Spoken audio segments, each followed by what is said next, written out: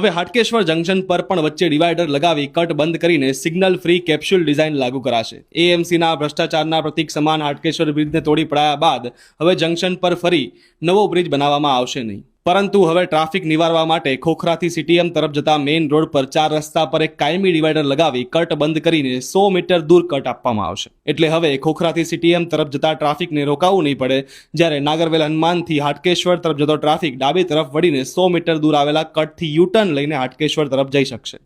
અને તે જ રીતે હાટકેશ્વરથી પરત નાગરવેલ હનુમાન આવતા ટ્રાફિકને ડાબી તરફ 100 મીટર કટ ફરીને આવવું પડશે. હાટકેશ્વર જંકશન પર આ 4 રસ્તા સિવાય અન્ય 3 નાના એપ્રોચ રોડ પણ આવેલા છે. Subhash Chowk approach road, Bhagwatinagar approach road અને saint Joseph school approach road. આમ આ બધા રસ્તા મળીને કુલ 7 રસ્તા ભેગા થાય છે. ટૂંકમાં સીટીએમથી ખોખરાના આ રોડને જોડતા તમામ રોડના વાહન ચાલકોએ બહાર આવતા સમયે ડાબી તરફથી વાહનોની દિશામાં જઈને પોતાના નિર્ધારિત સ્થાને જવાનું રહેશે. એટલે જંકશન પર કોઈ સિગ્નલ રહેશે નહીં અને ટ્રાફિક સદંતર આગળ વધતો રહેશે. જો કે અહીંયા પહેલેથી ઘણા સમયથી જ આ પ્રકારનું બેરિકેડિંગ કરી દેવામાં આવ્યું છે, પરંતુ હવે પાક્કું ડિવાઈડર બનાવીને તેને કાયમી કરવામાં આવશે. શરૂઆતમાં લોકોને માહિતગાર કરવા માટે અહીંયા ટ્રાફિક પોલીસ પણ તૈનાત રહેશે.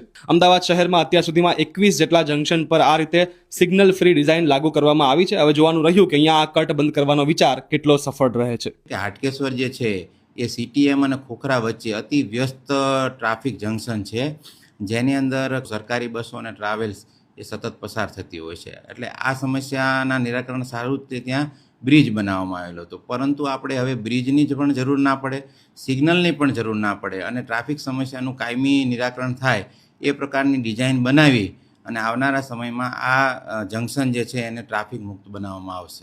Ground report, Ahmedabad media, powered by say solar, making solar energy easy for you.